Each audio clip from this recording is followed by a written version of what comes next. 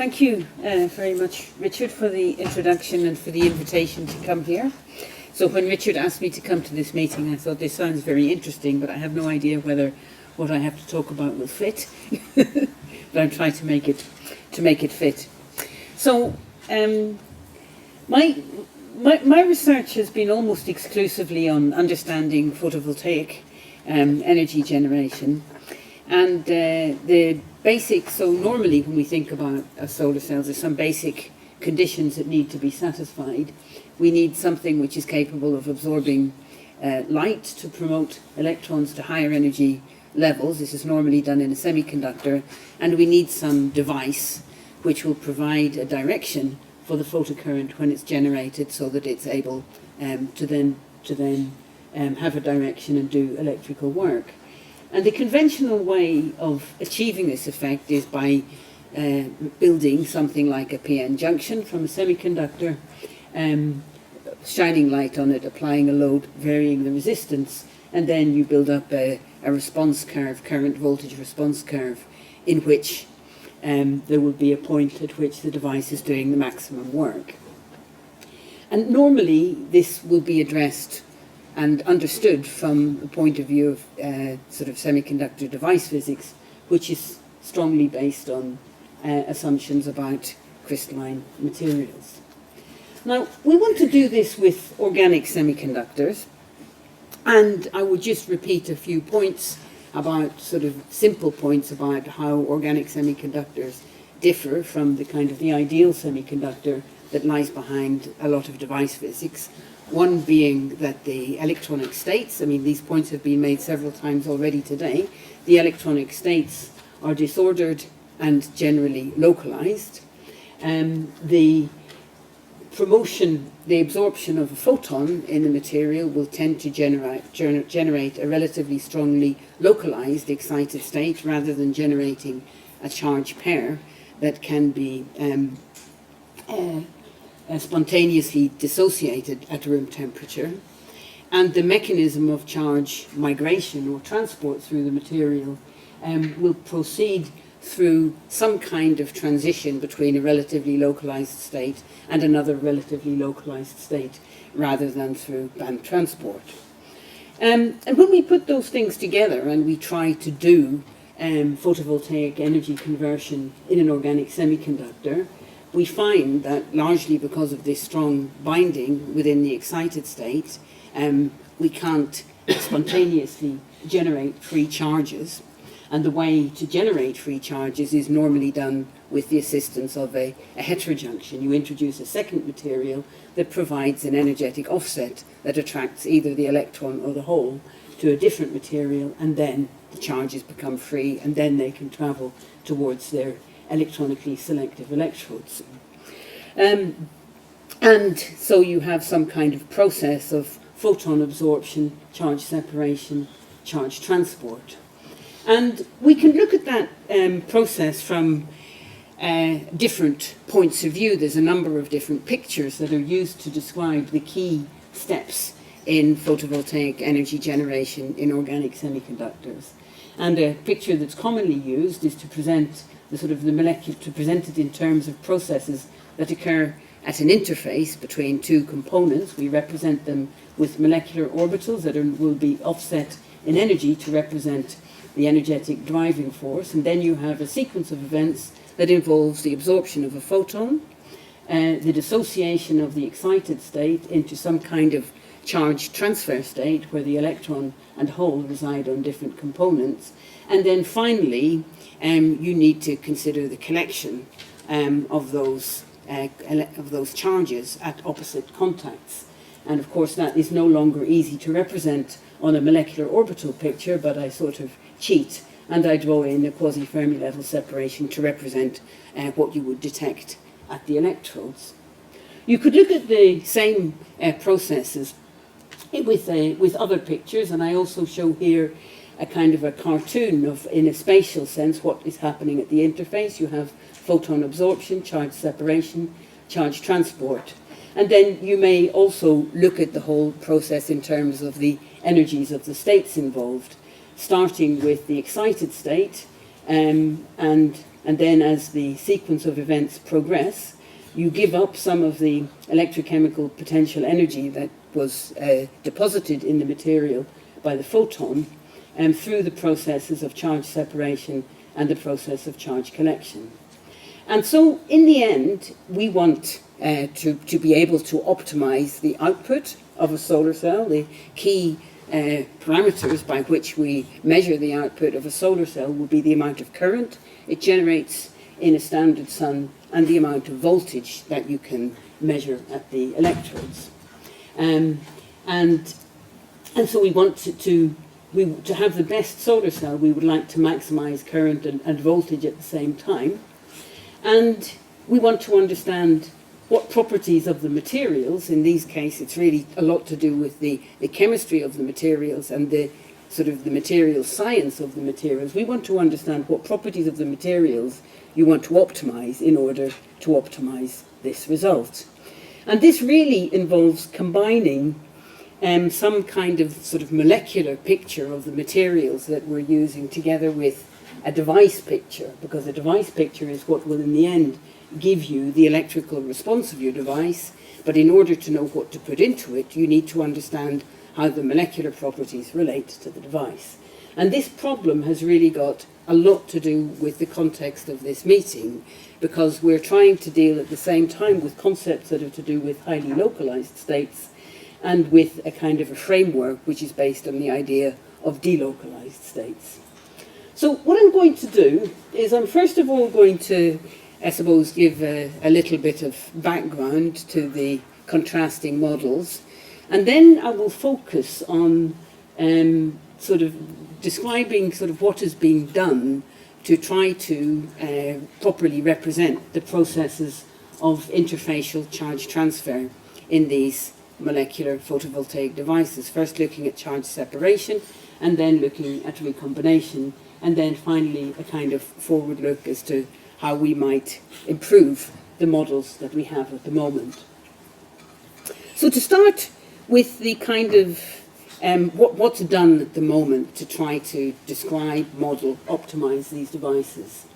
It's very common that we will use semiconductor device physics models that we have imported directly from the inorganic semiconductor world and model our structure maybe as an absorbing layer between two electronically different contacts, a so-called metal insulator metal structure, and then build in this heterojunction between two materials, possibly by building in a planar junction at some point in space, if that's a good model of the system we're looking at, or more commonly, we use something called an effective medium, which is to say we consider the electron accepting component as the one responsible for the conduction band, and the electron donating component as the one responsible for the valence band, and we kind of invent a semiconductor which has those electrical energy levels but has the optical properties of the actual composite that you use. And that's fine. With a model, of course, you can always find some parameters which will explain your experimental results. The problem is it doesn't give us any predictive power. It doesn't give us any way to understand what materials we should make to try to improve properties, to try to reduce the amount of recombination or anything else. So that's limited. Now, if we want to include the chemistry, we can go to the other extreme and we can consider what component do we use as the electron donor, what do we use as the electron acceptor.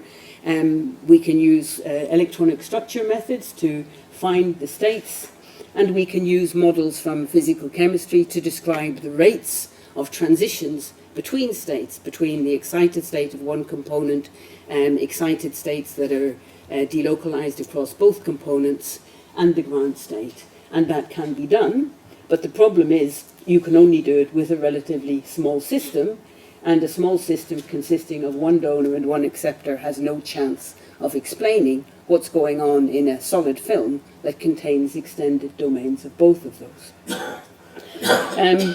So we need to find a way to try to incorporate chemical detail into a device picture. I'm going to start by focusing on something which is, if you like, not the focus of this talk, but possibly the most, maybe the nicest sort of framework to kind of describe the approaches. If we take the case of how to describe transport through an assembly of a single molecule, the example I've shown on the screen here is an assembly of fullerenes.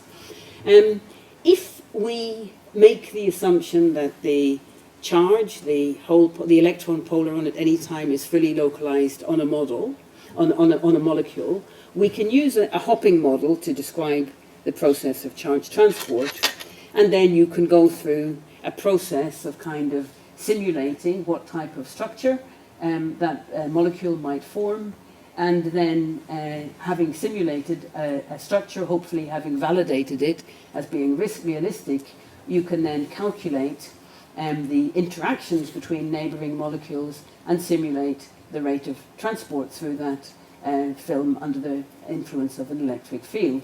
And you do that many times, you can come out with a mobility, and then that mobility could be used in a device model.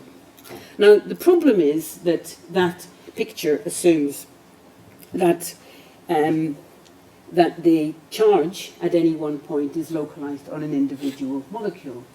And we've already seen today that that's often not the case. I'm showing here the same, sort of a coarse-grained model of the same molecule, a PCBM fullerene. It's an electron transporter. And one way of exploring the nature of charge states in that is to use a tight binding Hamiltonian. We can build one and then use information about the orbitals of the molecules, the coupling between the molecules, and then pull out of that the ensemble of states that could be occupied by an electron in that assembly, and look at both the distribution of energies of states and the spatial extents. And this is just one example of the lowest energy state of an assembly of fullerenes, and it is reasonably, you can see that it is already reasonably delocalized, not localized on one. But then you could say, okay, that is not yet considering the polarization effect, the polaronic localization that would happen to a charge carrier in its environment.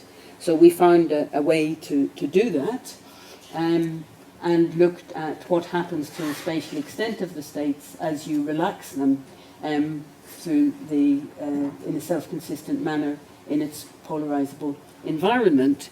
But even so, we find that whilst the state localizes, it doesn't localize completely. So from that study, we could say, and Jochen Blumberg, who will speak later, has shown the same thing. Davide Belgion already commented on the same thing. We can't, it's not safe to assume in this material, for example, and also in many others, that the charge is completely localized on a single molecule. So what can you do? Well, in the field, and this is not my work, but in the field, and it's been mentioned before by Henning and David as well, there has been the development of a framework which can be used to model charge transport when you're in the interim regime between the band-like and the molecular-like limits.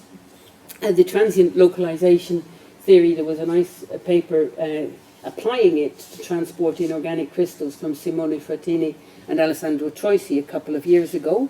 And then later this afternoon you will hear Jochen Blumberger tell you about how that can be applied explicitly to organic crystals using a combination of a surface hopping approach and fast electronic coupling calculations.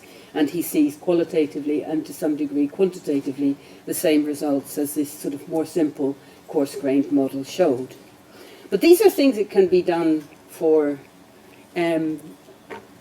what are possibly, so this is science that's been applied to, I mean, I'm sure Jochen will comment on this later, the case of organic crystals, where you have an ordered array where the structures are known, the orientation is known, there's a relatively limited degree of disorder, and there's only one component. And unfortunately, those are not the materials that we have the pleasure of working with for solar cells. So we're not yet at the point of being able to apply this type of theory to solar cells. So I'll go on and look at the question of these interfacial processes in solar cells. And one of the kind of first surprising things about charge photocurrent generation in organic solar cells was really the question of how did the charges get apart at all. So I mentioned at the beginning the excited state that's formed by the absorption of a photon is a strongly bound state consisting of an electron and a hole. It doesn't spontaneously break at room temperature. And if you take a kind of simple-minded approach and consider that you had such an exciton and you broke it up at an interface to give you an electron and a hole local to each other at either side of an interface of a medium that has a relative dielectric constant maybe of around 3, and then you calculate how much enthalpy would you have to provide to separate those charges to far away from each other, and you would find it's a quantity that's not available easily at room temperature, about half an electron volt. So it's clear that this approach, because we know actually the excitons do break and the charges do separate without that much trouble, we know that that model is wrong. And that was shown some years ago by a combination of experimental and theoretical results. Some of the most important experimental results came from this laboratory. And the idea is really, and it's something it's kind of quite common sense, that in this system consisting of many sort of interacting sites, you have not only states that involve the donor and acceptor close to the interface, but a whole ensemble of states that involve the whole ensemble of donor and acceptor components, and will build up some spectrum. And then the idea is that some of those states, possibly the more energetic states, will be more extended than others. And some nice evidence was provided in support of this by experiments by Artem Bakunin and Akshay Rao some maybe 6 or 7 years ago, and they were able to show the existence of more extended states by using a low energy pulse to excite the charge transfer state into a more extended state and show that that enhanced the photocurrent. It's also, if you take these systems and do some calculations on them, it's also clear that in the ensemble of states that's present at an interface, there will be states that are less strongly bound than others. The first picture is simply showing two calculated states for a simple donor-acceptor pair, two states in a series, and the degree of Coulombic binding gets weaker as you go further up the state, because within this complex you have a greater degree of delocalization. But if you go further and look at an ensemble of many fullerenes, many molecules, you can calculate the states and find there are many extended states which would have the capability of transferring the energy from the exciton to a more extended state. And we believe that happens through vibrational coupling between the different states. If we want to kind of explore, so if we then want to explore what the properties of this extended space might do for charge separation, we can use some kind of model. I'm talking here, I say here, a lattice exciton model. It doesn't need to be a lattice, but most of the studies that are published in the literature are using an ordered, coarse-grained environment. And we can take this kind of environment and then build into it our heterojunction, the donor and the acceptor. You could build in some disorder in the energies, disorder in the couplings. You could build in some microstructure, way in which the two components intersect each other. And then with that, you can look at the nature of the states that are supported. So the diagram that I show here, it comes from a paper by Eric Bittner and Carlos Silva from about 5 years ago, and it's just showing the sort of distribution of the positive and negative charge in 3 different states that were supported by a lattice exciton model of a donor acceptor planar heterojunction. And it's just illustrating that there are some deep, very tightly bound states, we could call those charge transfer states, some states that are almost excitonic in character, and then some states, and actually quite a large density of these, that are higher in energy and relatively delocalized, so almost free charge states. Other people who have used similar models have shown that if you include disorder, it is generally favorable for charge separation. It sort of makes the charge separated state somewhat more separated. And we also know that disorder is going to reduce the free energy for charge separation.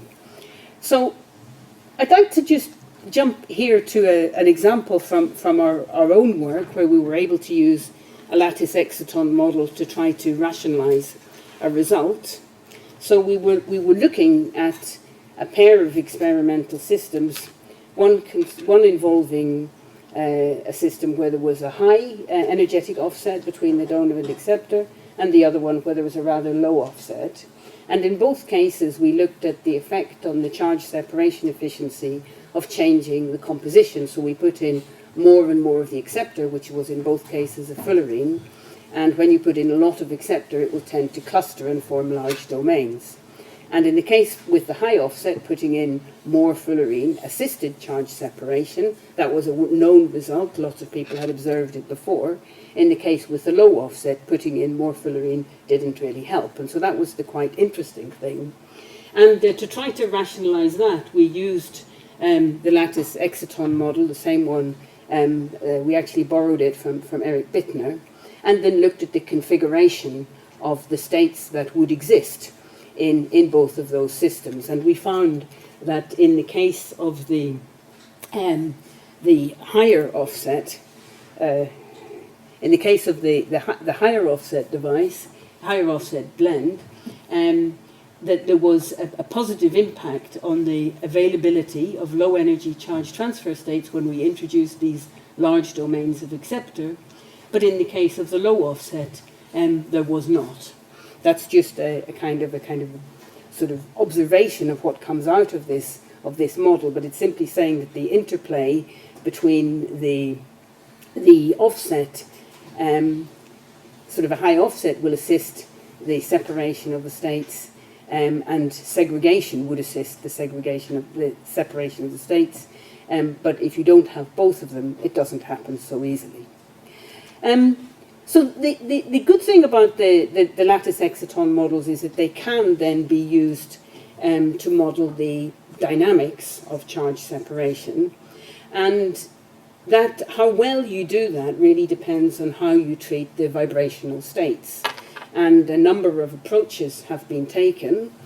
Sometimes the vibrational states are treated classically, so that will be an approximation. It allows you to deal with bigger systems. Sometimes they're treated fully quantum mechanically, and that is kind of much better in terms of representing the physics, but it constrains you to rather small systems, and systems that are probably rather too small to properly describe charge separation. So I've given references here to some of the work that's going on in that field. And I would just make the point that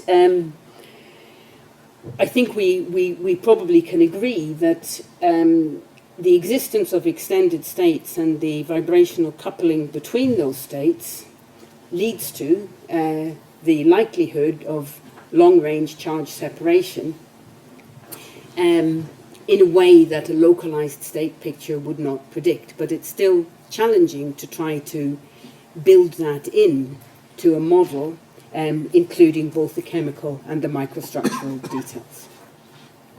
So now I'm going to go on to a question which is actually, despite its importance, being looked at rather less than charge separation, and that's the process of charge recombination. And I think the first point I should make about that is that the reason why organic solar cells sort of underperform relative to competitors is because their charge recombination is relatively high given the band gaps of the materials concerned. So it's something that we would like to understand. And this is something that we've been studying quite intensively. We like to quantify the degree of the impact of recombination on the performance of the solar cell, and particularly on the voltage, using luminescence. And luminescence is useful because in any semiconductor material, any light-absorbing material, there will be a reciprocal relationship between its ability to absorb light and its ability to emit light. And the very best solar cell will be one where the only recombination is via the emission of light. So if you can study a solar cell and see how it emits light, you can work out how well it would have performed if it were working in the radiative limit, and if, therefore, the non-radiative recombination had been eliminated. So by studying luminescence, we can work out what is the radiative efficiency of our solar cell, and we can work out how far away it is from its limit. And this, at this point, this is the graph here is showing us the luminescence spectrum from some organic solar cell, and beside it an extended external quantum efficiency spectrum, and we've been able to extend that right down to lower energies by using reciprocity, because that allows us to relate the shape of the emission spectrum with the shape of the quantum efficiency spectrum. And this tail contains a lot of information, both about the disorder in the materials and about the nature of the heterojunction and the size of the offset at the heterojunction.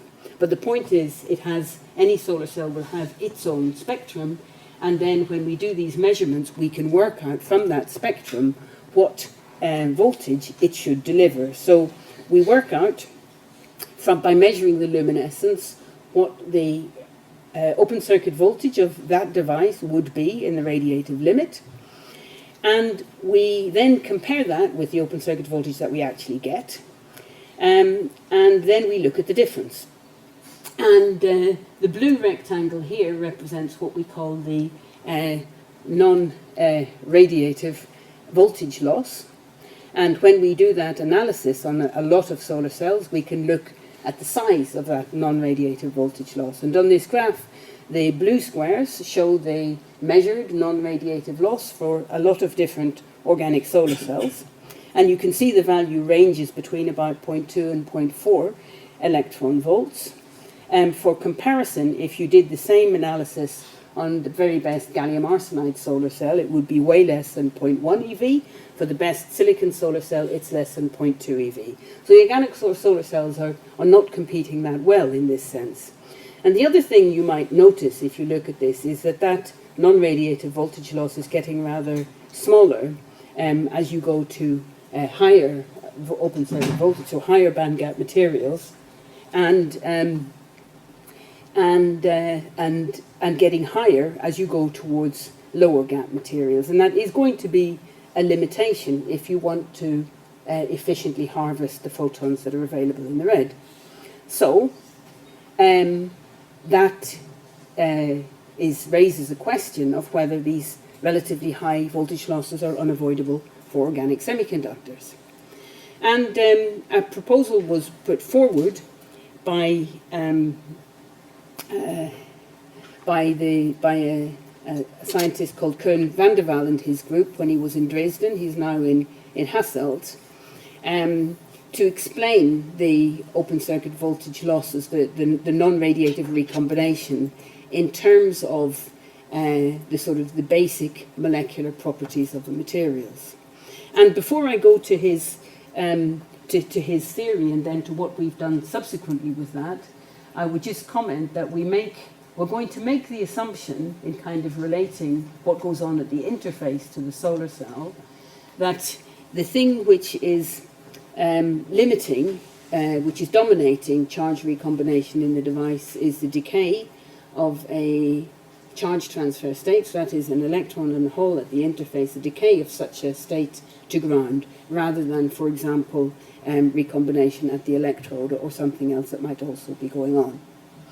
So the model that van der Waal proposed is that this rate of decay of this interfacial state to ground is controlled.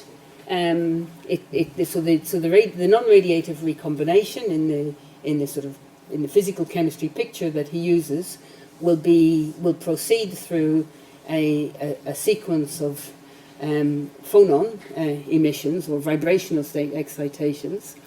And the rate in that picture will be controlled by the number of vibrational quanta it takes to bridge the energy gap between the ground and the CT state. And then in that picture, whenever you make a number of approximations, the dominant parameter that will control the loss will be the energy of the charge transfer state. So a small energy charge transfer state can be bridged by a smaller number of vibrational quanta than a larger one, assuming the vibrational quantum is the same, and that leads to the behavior that we saw in the previous slide. Now, this is a nice idea. It's also tempting to ask whether all the assumptions that were made are really fair. So we had a look at this and relaxed a number of assumptions that were made in the model to see what else mattered. And we developed a sort of a more complicated formula for the same thing. And just to quickly go through the ingredients that go into that, so we define the non-radiative loss as the difference between the radiative open circuit voltage and the actual open circuit voltage. It can be related directly to the radiative and non-radiative decay rates of charge transfer state to ground. And then we use sort of Fermi's golden rule, sort of perturbation theory, to describe both the rates of non-radiative decay and of radiative decay, and the two rates can be linked to each other via generalized Mulliken-Hush theory. And then there are a number of parameters that matter in controlling the final rate, and they include the energy of the charge transfer state for sure, the energy of the vibrational quantum, but also the oscillator strength of the charge transfer state. It's the static dipole moment, or the difference in static dipole moment between the charge transfer state and the ground state, and the reorganization energy, the inner and outer components of the reorganization energy, which control the relaxation of the charge transfer state. So those are parameters that we could more or less estimate their values by looking at literature. So then we took a model and we then asked the question, if you change these different parameters, what effect would that have on the non-radiative losses of the solar cell? And if we do what Van der Waals did, which was just to vary the energy of the charge transfer state, then indeed we found, as he did, that reduces the non-radiative. If we increase the charge transfer state energy, that reduces the non-radiative voltage loss of the solar cell. But if we varied some of the other parameters, then lots of different things can happen. And some of those have just as large an effect. And in varying each of these parameters, we looked in literature to see what were reasonable ranges for the parameters that we wanted to vary.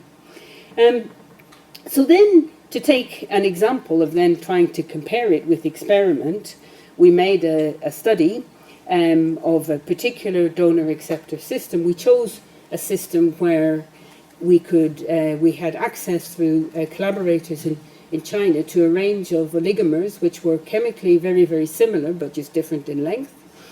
And it was also a system whose performance could be controlled by changing the microstructure through a thermal annealing process. And that then gave us a lot of different solar cells, so a lot of different data points, but for a system which is kind of chemically similar and morphologically kind of varying in the same way. And that set of data points gave us a picture that you see on the left, which is that there was, as we thermally annealed, as we annealed the sample, we could see this non-radiative voltage loss becoming larger, and everything lay on a kind of common trajectory.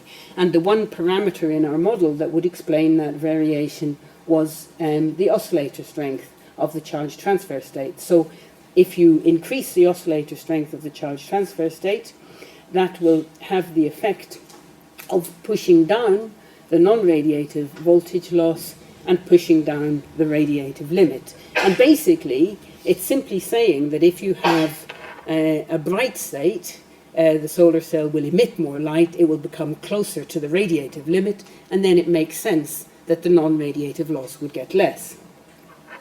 We tried to rationalize that by thinking that we know that as you anneal the structure, the domain segregates, and as the domain segregate, this charge transfer state could delocalize. Of course, that's not in the model, it's only an idea. If it delocalizes, then its oscillator strength could become weaker.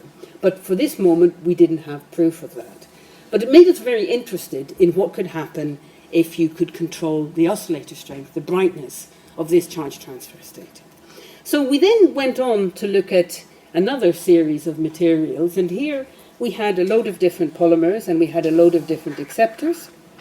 And the acceptors included both fullerenes and not fullerenes. So anybody in the field, they spend their life talking about NFAs, which basically just means non-fullerene acceptors. But we had a range of different molecules and a range of different polymers. And the synthetic chemists had used a different degree of fluorination to carefully modulate the energy levels, so that in this molecular orbital picture, you're slowly moving, you're carefully moving the position of the energy band, it's changing the size of the offset that would drive charge separation. And so amongst that family, there are some where the offset is very, very low. And what we found was that for those cases where the offset was very, very low, the emission from the solar cell was very bright, relatively speaking, and also the non-radiative voltage loss was low. So there seemed to be a correlation between low non-radiative loss and bright emission.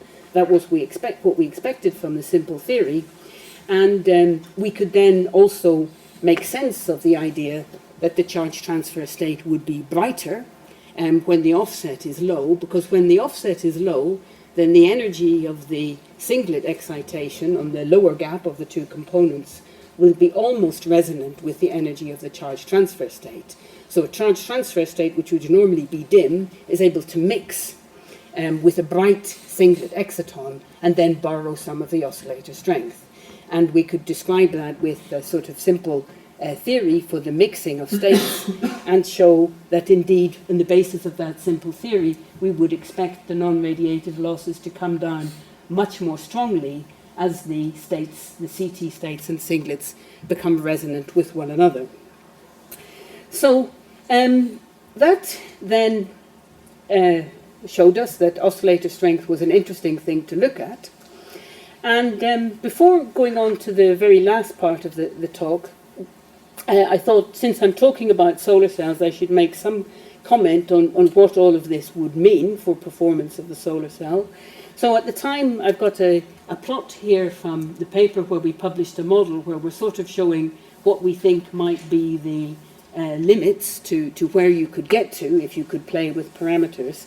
And in the 1 year since that paper was published, subsequent material systems have been published which are almost breaking the limit, and they go very much along with the idea that mixing between the CT state and the singlet is something which is beneficial to reduce the voltage loss of the solar cell. And we would think that 20% is definitely achievable. So for the very last part, Richard, how many minutes do I have? About 5. 5. Yep. That's fine. Right. Yeah. So the very last part, so as you may have noticed, I haven't talked about delocalization at all in the last part. I was just talking about a molecular level model and changing chemical parameters to try to make sense out of what happens in a device. So is that molecular level model actually any good? And one way to test that would be to look at, because the molecular level model, we're calculating rates. We could look at the rates that we calculate, which are able to explain the behavior of solar cells, and then we could see how that compares with the rates of processes that are actually measured. So that's what this bit is about. And I'll show some data from another experimental system, and it doesn't matter too much what it is. It's a low band gap polymer, actually made by Hugo Bronstein, who's now here in Cambridge, and combined with two different fullerenes. One fullerene which gave an almost zero offset, and another fullerene which gave a larger offset. And the case with the larger offset gave a higher open circuit voltage, as you would expect, It also gave a lower current because, as you might also expect, it might be slightly harder for charges to separate across that low offset interface. And when we do the analysis, we found that the one with the larger voltage had got the smaller non-radiative voltage loss. That makes sense. The one with the smaller voltage had the larger non-radiative voltage loss. So then, in this particular system, it was quite a nice system that allowed us to do spectroscopy where we could selectively excite either the donor or the acceptor. In this case, the donor is a smaller band gap system. That's the one which is going to be closer in energy to the charge transfer state. And what we found is that when we excite these systems, exciting the donor and then look at the decay of the charge transfer excited states to the ground, we found that in the case of the system which had the larger voltage, that is the one on the right, the dynamics were actually rather rapid. And in the case of the one with the smaller voltage, the recombination dynamics were somewhat slower. And to the first impression, that might be counterintuitive because traditionally, if we think in terms of a device model and solar cells, we would think fast recombination means a low voltage, slow recombination means a high voltage. But we could make sense of it because when we could explain the transition from the low voltage high loss case to the high voltage low loss case in terms of two parameters. One being the energy of the charge transfer state is increased, so we know that directly from the energies of the acceptors we used. And the other thing we had to assume was that the oscillator strength of the charge transfer state had increased. But we know it did because we can see the system is emitting much more brightly, and we also know to expect it from the last study that I mentioned. So as we moved from one system to another system, this key state became much brighter, the radiative recombination became faster, the non-radiative recombination also became faster, but the thing that was important for the radiative efficiency of the solar cell is the ratio of the two. And the radiative efficiency of the solar cell actually improved, even though overall the recombination got faster. That was nice, but the point that I'm getting to is, what about those rates? So to actually pull out the rates from our experimental data, because there are some different things going on in the spectroscopy, we used a rate equation model.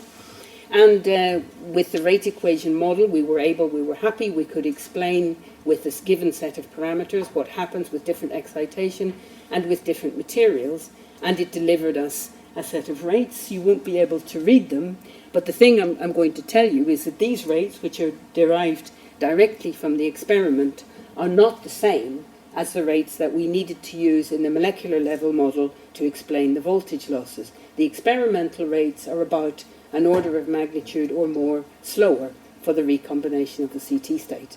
So that tells us that our model is not complete. So what's missing? Well, a number of things are missing, but they're things we've already talked about today. So, for example, because we've only considering one donor, one acceptor, we haven't considered the extended environment. So one thing that's missing, that's definitely going to affect the average and therefore experimental rate, is disorder in the energies that would lead to disorder in the rates. Again, if we have a solar cell, we'd be looking at something which is an average over the spatial dimension of the solar cell, and the rate will change as the relative concentration of charge carrier changes. Again, that's going to have an effect on the average that you see. It's likely to make it slower. Then, and this is important, we haven't considered the role of more extended excited states at the interface that could take part in the recombination in the same way as we believe they take part in the charge separation. And we haven't considered the nature of vibrational coupling between those states. So all of that stuff has to be done, and I'm simply going to finish by giving you an idea of what we're doing to try to work that into a model, and that's to go back to something like a lattice exciton model, to look at the family of states that such a lattice with a given degree of disorder, a given microstructure, a given offset would support, and then from those states to work out the properties that we need to model the radiative and non-radiative components to recombination, to construct the parameters we need to work out the recombination rates, get the emission spectra, get the VOC losses, compare all of that with the experiment, and then do it again, varying some parameter of our system. So that's an approach. Something like that would need to be done in order to try to properly include the sort of packing, the sort of physical chemical nature of the systems that we look at. And in a more ambitious stage, we would very much like to see if we can make use of the model which Jochen would present very shortly for a kind of chemically explicit version of transient localization, and see if we can look at the process of combination and then recombination of charges within such a model. So to conclude, I've argued that disordered organic semiconductors can't be explained either by a hopping model or a band model. We need elements of both, and some nice progress has been made in the business of explaining transport with intermediate models. I've talked about organic heterojunction solar cells, and there's, I think, enough understanding and sort of science out there about the process of both charge separation and charge separation in particular to say that the charge transfer processes are strongly influenced by extended states which are vibrationally coupled to each other. Recombination and understanding it remains the biggest challenge that we need to address. A molecular level model that we've used gives us some insights, but it certainly doesn't explain the problem quantitatively, and to do that we need to go further and include extended states and the delocalization of our charges amongst those extended states in order to make sense out of it. And I finish by thanking members of my group, particularly Mohammed Azouzi, who developed the molecular level model of recombination, Florin, and worked together with Junyan to verify it experimentally. Florin, who did the work on showing the effect of oscillator strength on recombination losses. Daniel, who's just starting his PhD, so I just put this here by way of motivation. This is what you have to do. No pressure. And my colleagues who've helped with the experimental spectroscopy, Artem, Tracy, and I'd also like to acknowledge some very useful discussions with Jochen and his group. And thank you for your attention.